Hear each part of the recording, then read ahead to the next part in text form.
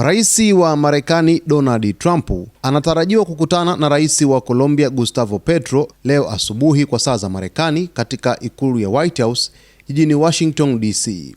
Mkutano huo unafanyika wakati kukiwa na mvutano wa kidiplomasia kati ya nchi hizo mbili kufuatia kauli tata za Petro zilizotolewa miezi ya nyuma. Rais Petro aliwasili Washington siku ya Jumatatu akitumia visa maalum baada ya visa yake ya awali kufutwa mwezi Septemba na Wizara ya Mambo ya Nje ya Marekani. Hatua hiyo ilichukuliwa baada ya Petro kutoa hotuba mbele ya umati unaounga mkono Palestina, ambapo aliwataka wanajeshi wa Marekani kutotii maagizo ya Rais Trump. Kwa mujibu wa taarifa ya ikulu ya White House, mkutano kati ya viongozi hao wawili umepangwa kufanyika saa 5 kamili asubuhi kwa saa za Marekani na utafanyika bila kuhudhuriwa na waandishi wa habari.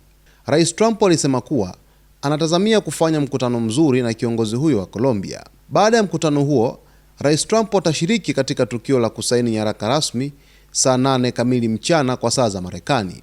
Ikulu ya White House imesema kuwa tukio hilo, kama mkutano wa awali, litafanyika kwa faragha bila uwepo wa vyombo vya habari.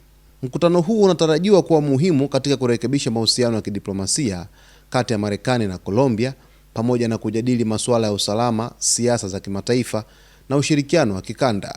Hatimaye leo Rais wa Marekani Donald Trump na Rais wa Colombia wanakutana mapema asubuhi kwa saa za Marekani, japokuwa hapa Afrika Mashariki kwa hivi sasa ni jioni, lakini kwa saa za Marekani huko ni kunakaribia kukucha na kunaelekea majira ya asubuhi, ambapo wanatarajiwa kuweza kukutana.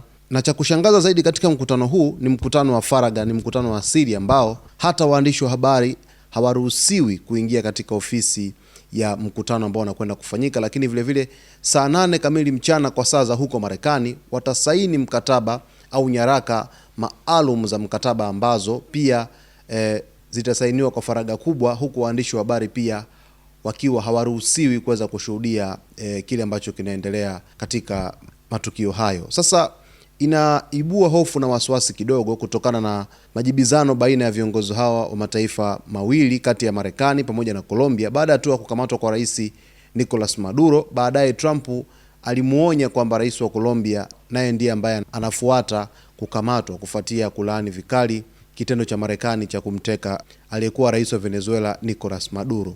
Basi mtazamaji, sisi wajibu wetu ni kukuletea yote ambayo yanajiri katika anga za kimataifa. Endelea kuwa karibu na Zone Media ili uweze kufahamu kitakachojiri hapo Washington DC, White House.